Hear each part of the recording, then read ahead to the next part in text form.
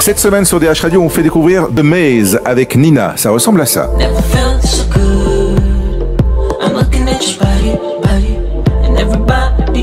Derrière The Maze avec Nina, mais avec déjà d'autres titres auparavant, il y a un producteur, c'est Toscano, et il y a Léo aussi qui est le chanteur. À eux deux, donc ils forment The Maze. Attention, si vous regardez sur internet, The Maze s'écrit pas avec un A, mais avec un V, c'est-à-dire une espèce de A inversé, mais sans la barrette. Bonjour tous les deux.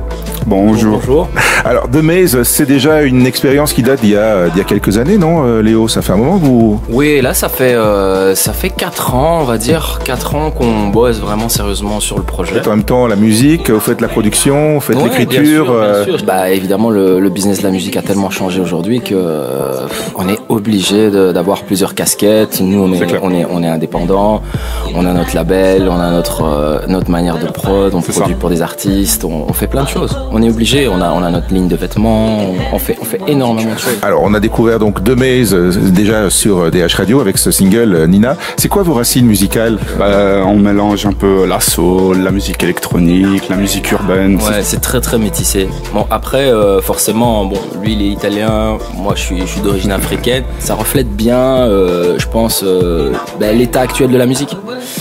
Parce qu'aujourd'hui, je trouve que c'est un petit peu désuet de mettre des styles sur quoi que ce soit. Alors, il faut parler de Nina, du morceau, donc, qu'on entend en découverte sur DH Radio, de Maze. Mais il faut parler du clip aussi. Parce que c'est un espèce de petit bijou que vous allez trouver sur Internet et sur notre page Facebook aussi. Il faut aller voir le c'est pas un clip vidéo, moi j'appelle ça un clip cinéma. Ouais, parce que c'est un énorme plan séquence de 3 minutes, la durée de la chanson. Plan séquence, c'est-à-dire donc pour ceux qui n'ont jamais entendu le terme, qu'il n'y a pas de montage, il n'y a pas de coupure.